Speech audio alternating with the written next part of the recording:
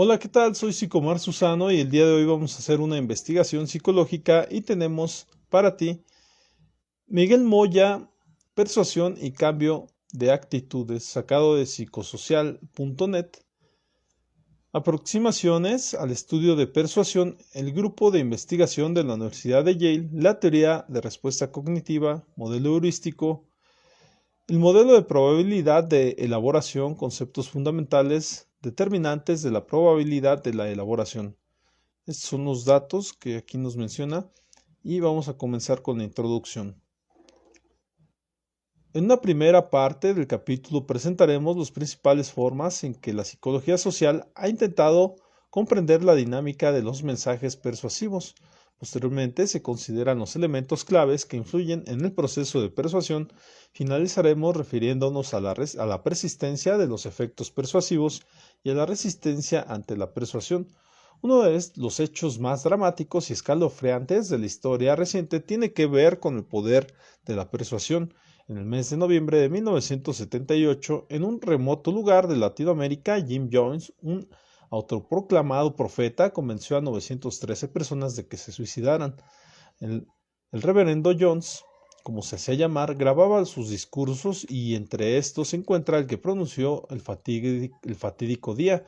Escuchando, escuchando dicho discurso, puede constatarse cómo James Jones fue construyendo un entramado de justificaciones, mentiras y apelaciones afectivas utilizando los más diversos recursos que hizo la mayoría de sus seguidores esperan en fila de forma voluntaria ante un tubo que contenía una sustancia venenosa, la inhalarán, vieran cómo los que les precedían en la fila morían entre terribles dolores e hicieran inhalar el gas a quienes más se resistían, sus propios hijos, causando la muerte de más de 200 niños y niñas. Sin llegar a tales extremos, podemos decir que una de las formas más importantes y difundidas de cambiar las actitudes es a través de la comunicación.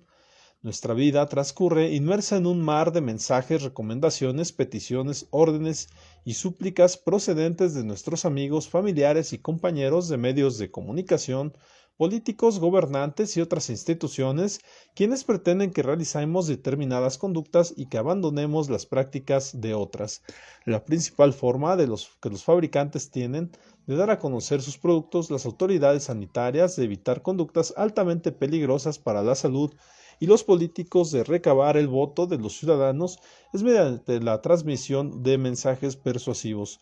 Los comerciantes, los empresarios y en general quienes tienen como principal tarea controlar el máximo de los gastos e incrementar las ganancias no escatiman en gestos, en gastos de publicidad, lo que sugiere que depositan en ella una elevada confianza. La explicación reside sin duda en los beneficios ya obtenidos en el pasado. Pese a todo, también es evidente que no todos los mensajes persuasivos logran convencer a las personas. La mayoría de los fumadores siguen fumando a pesar de los consejos del Ministerio de Sanidad. Muchos automovilistas conducen con una copa de más, aunque al mismo tiempo tarareen el anuncio: si bebes no conduzcas.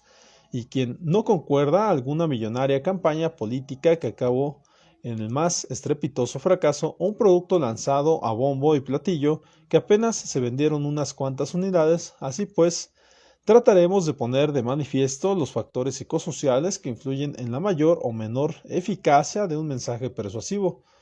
Nos centraremos en el cambio de actitud que ocurre como resultado del mensaje persuasivo, relativamente elaborado, emitido por un comunicante hacia un grupo de personas.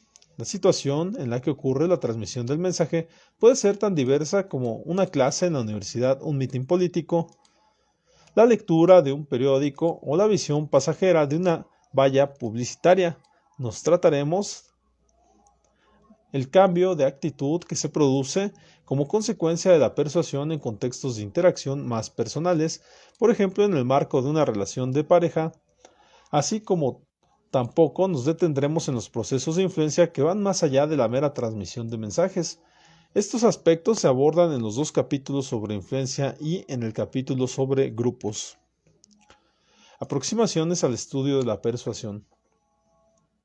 Seguidamente, presentaremos las aproximaciones a la persuasión de mayor vigencia en la psicología social.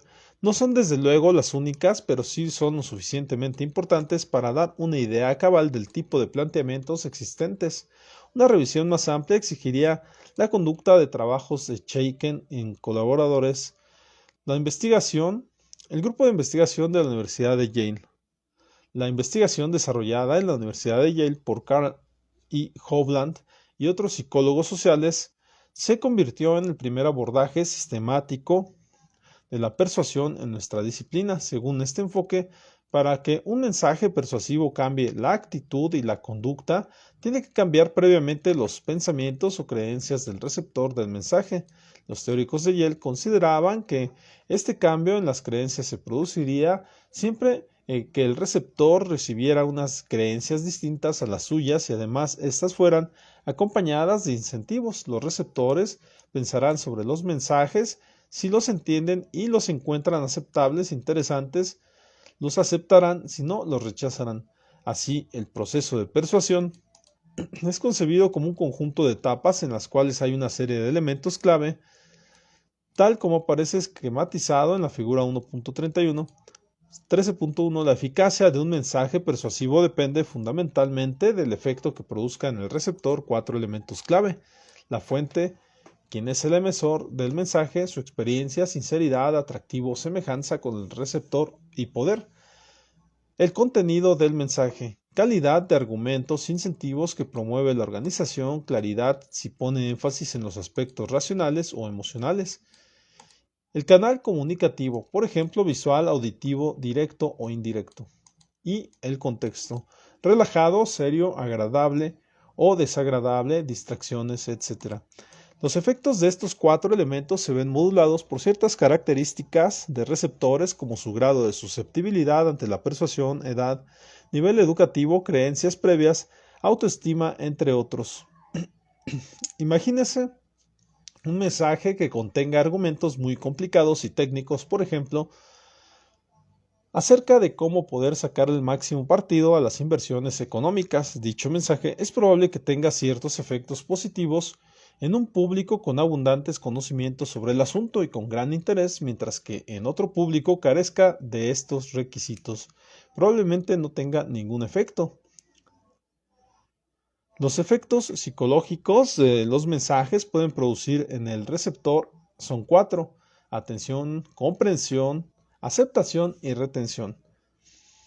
Y todos ellos son necesarios para que el mensaje persuasivo sea efectivo. La primera etapa, la atención, reconoce el hecho de que no todos los mensajes se emiten con la intención de persuadir, llegan a los receptores. Nosotros no vemos todos los anuncios que aparecen en el periódico porque no saltamos habitualmente ciertas páginas, ni todos los anuncios que se emiten por televisión, pues generalmente se aprovechan los intermedios publicitarios para realizar diversas actividades.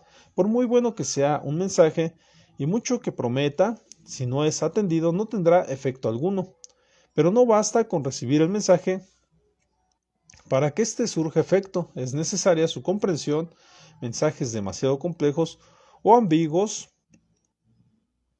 pueden perderse sin influir en los receptores, o lo que es peor, influyendo en un sentido contrario al deseado. La información que diariamente aparece en la televisión sobre la bolsa, los artículos técnicos de prensa sobre economía o las isobaras de la información meteorológica podrían ser ejemplos no muy lejanos. El tercer paso, la aceptación, se consigue cuando los receptores llegan a estar de acuerdo con el mensaje persuasivo. El grado de aceptación de un mensaje depende fundamentalmente de los incentivos que ofrezca para el receptor.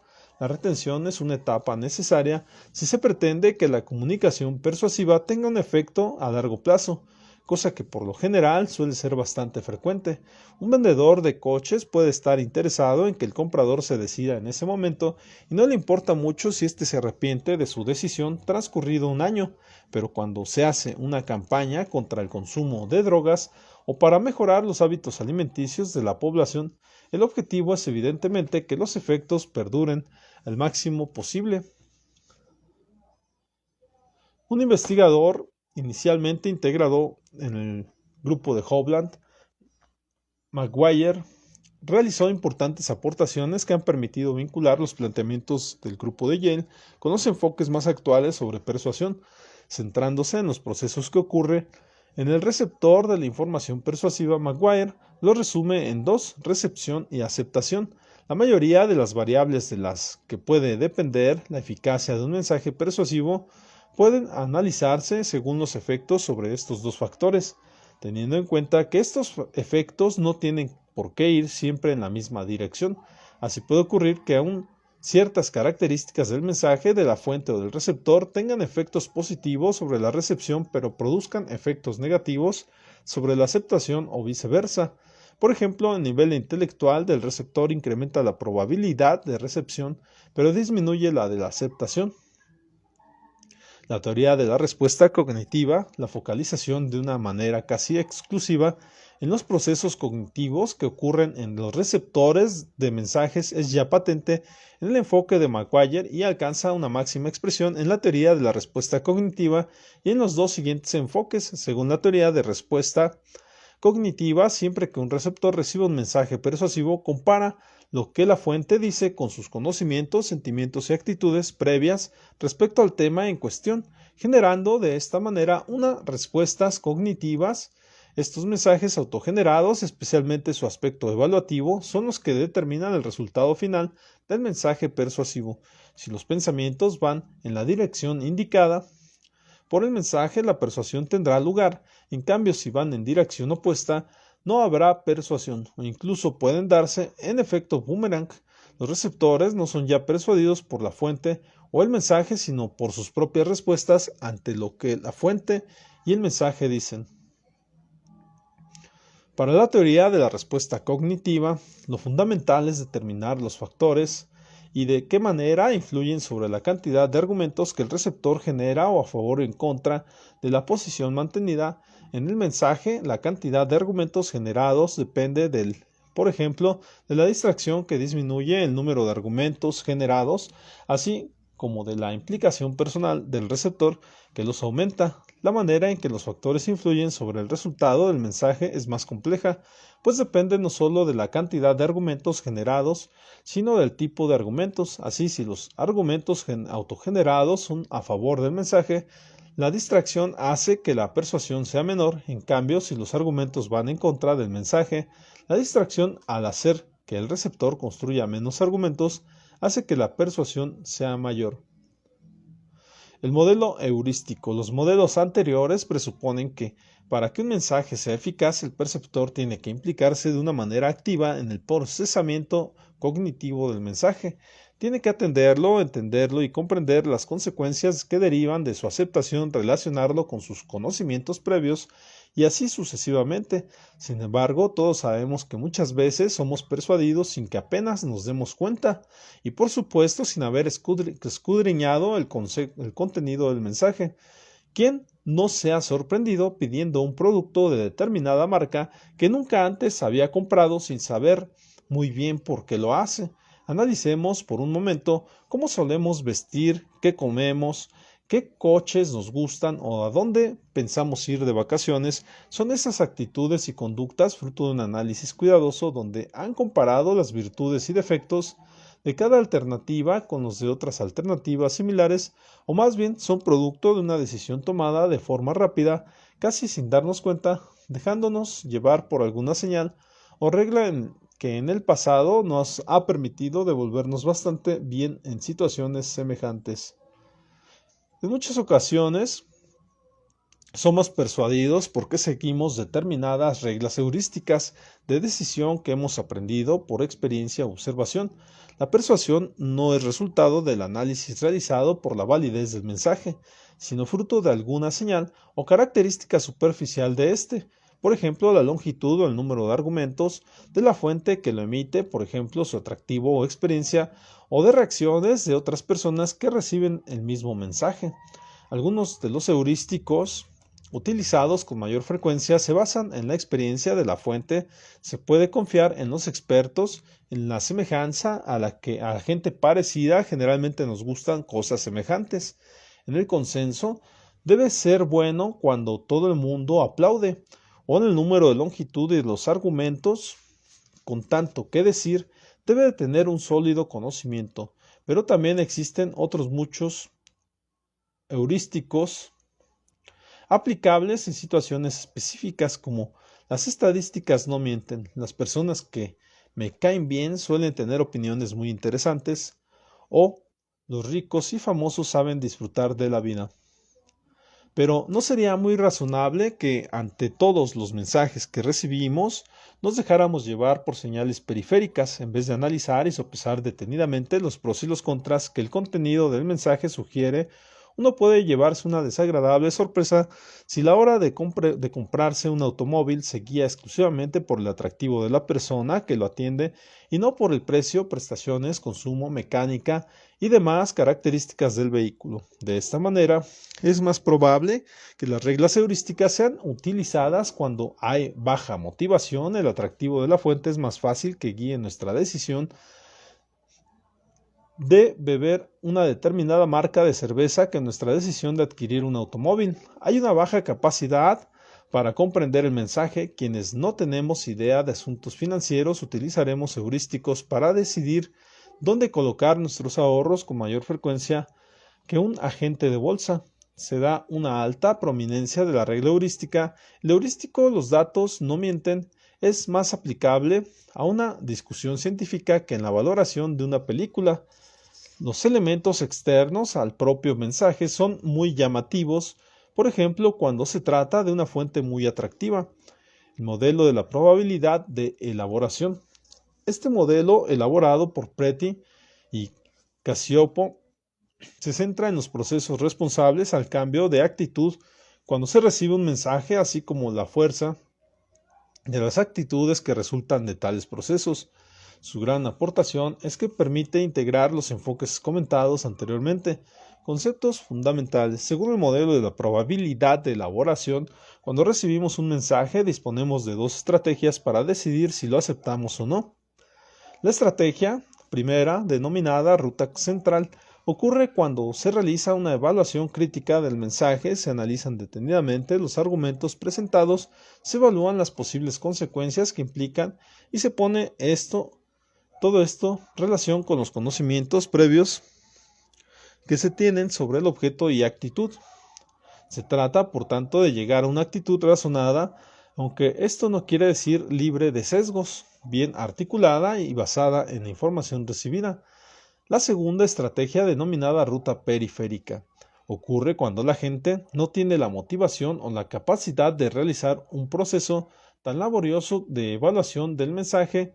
No sería adaptativo ni posible que realizáramos esfuerzos mentales considerables con todos los mensajes que recibimos a diario.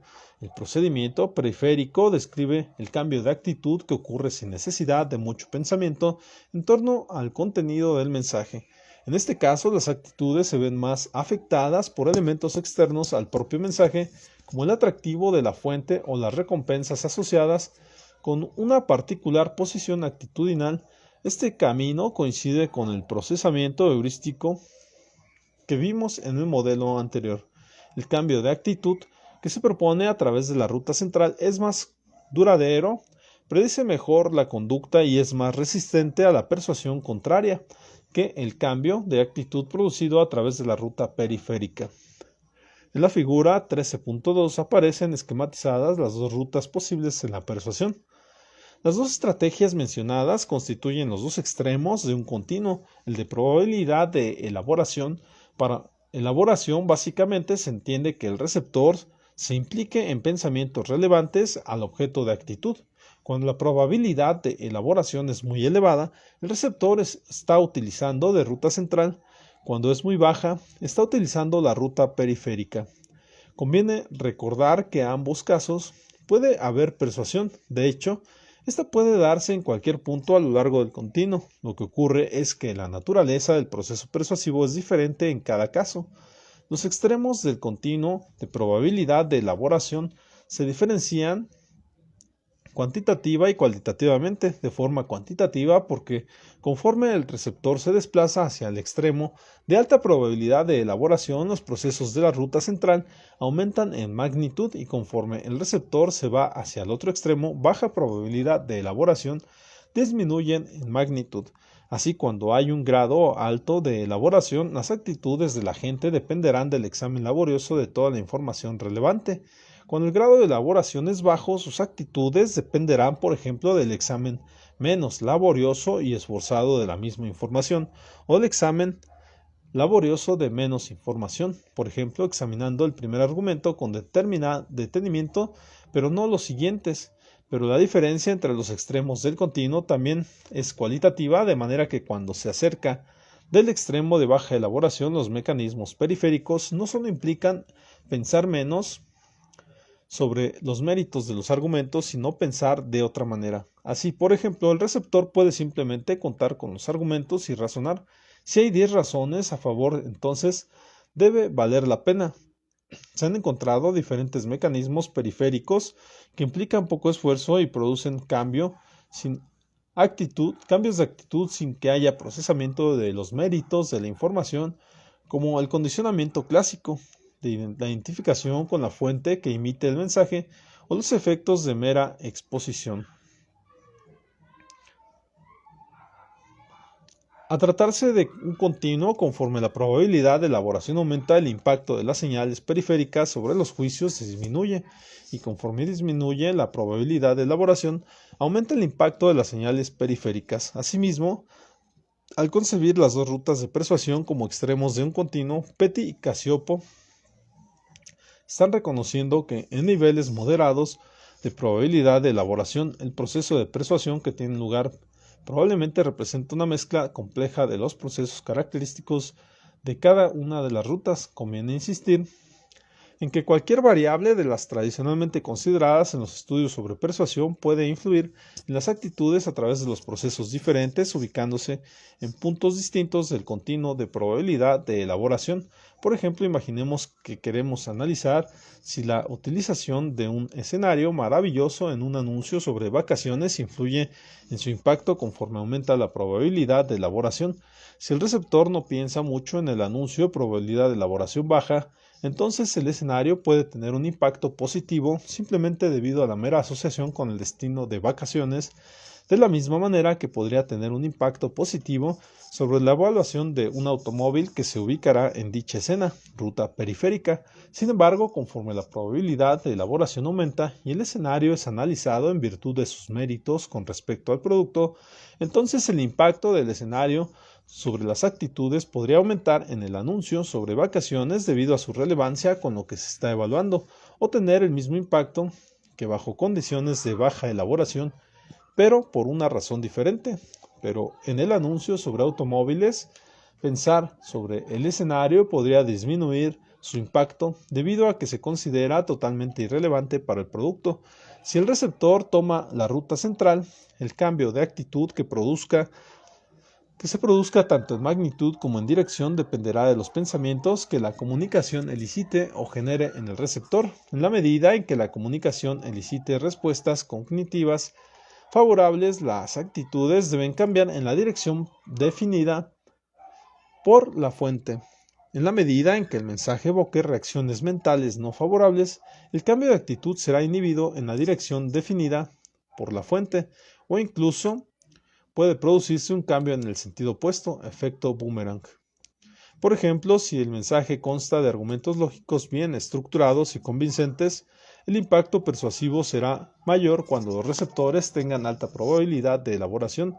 En cambio, si el mensaje consta de argumentos débiles y no muy relevantes, entonces la persuasión se verá perjudicada si los receptores elaboran la información que reciben. Entre las variables del tipo motivacional que más se han estudiado está la implicación del receptor o relevancia e importancia personal del mensaje. Imagínese un receptor estudiante de último curso de psicología que recibe un mensaje atribuido al portavoz del ministerio, en el que se defiende la necesidad de implantar un examen nacional sobre los contenidos de la carrera de psicología, obligatorio para tener el título. Imagínese igualmente que al receptor le dicen que se va a implantar dicho examen el próximo curso, por lo que tendrá el raro honor de pertenecer a la primera promoción que pase por tal examen. Podemos suponer que dicho estudiante escuchará atentamente el mensaje, lo analizará, buscará argumentos a favor o en contra. Si en cambio le dicen que dicho examen se piensa implantar dentro de 10 años, entonces es probable que se le tome de manera mucho más relajada y se implique menos en el análisis de los contenidos del mensaje. Esta situación experimental ha sido precisamente utilizada en varios de los estudios realizados siguiendo el modelo propuesto por Petty y Cacioppo. Otros factores que incrementan la motivación de receptores para realizar la elaboración son que crean que son los únicos responsables de la evaluación del mensaje, que piensen que tienen que discutir sobre el tema con un compañero, que el mensaje provenga de diferentes fuentes, especialmente si son percibidas como independientes entre sí, que utilicen además de argumentos variados y que el mensaje sea moderadamente inconsistente con un esquema actitudinal existente. También las personas diferimos en nuestra motivación para pensar sobre los mensajes persuasivos en función de la necesidad de cognición que cada uno tenga. Las personas disfrutan pensando, esto es, aquellas que tienen alta necesidad de cognición tienden a utilizar la vía central más que la periférica. Por otra parte, algunos de los factores que más influyen en la capacidad del receptor para implicarse en la elaboración de respuestas cognitivas son la distracción. A mayor distracción, menor probabilidad de elaboración. El conocimiento previo, cuanto mayor sea este conocimiento, mayor será la capacidad de generar pensamientos relevantes al tema. También se ha encontrado que influye en la capacidad en que la persona para procesar los argumentos relevantes al objeto de actitud de la repetición del mensaje. Niveles moderados facilitan el escrutinio, la rapidez de la presentación, el incremento de la activación fisiológica de los receptores mediante la realización de ejercicio físico y diversos factores que dificultan la comprensión del mensaje. Según el modelo de probabilidad de elaboración, las variables consideradas en la persuasión pueden influir en los juicios de 4 maneras. 1. Sirviendo como argumentos apropiados para dilucidar los méritos de un objeto o posición. Por ejemplo, el atractivo de una fuente, que puede ser argumento apropiado cuando se está decidiendo contratar a un modelo para anuncios de cosméticos. 2. Sesgando el procesamiento de la información relevante para la actitud, especialmente cuando la información es ambigua. Por ejemplo, una fuente atractiva puede hacer que se le suponga que también es honesta, efecto halo. Estas dos primeras formas de influencia se han dado cuando tanto la capacidad como la motivación para procesar son altas. 3. Sirviendo como señal periférica cuando la motivación o la capacidad son bajas. 4. Influyendo en la motivación y capacidad para pensar cuidadosamente sobre la información relevante para la actitud. Esto ocurrirá cuando la probabilidad de elaboración no sea ni excesivamente alta ni excesivamente baja. Cuando esto sea así, entonces los receptores seguirán la ruta central o periférica. Bien, nos vamos a quedar hasta aquí. Vamos a continuar una siguiente lectura y nos quedamos hasta elementos clave en el proceso persuasivo. Les recuerdo, esta es una investigación acerca de gestión de emociones y resistencia al cambio. Nos vemos en la siguiente. Yo soy Sicomar Susano. Hasta luego.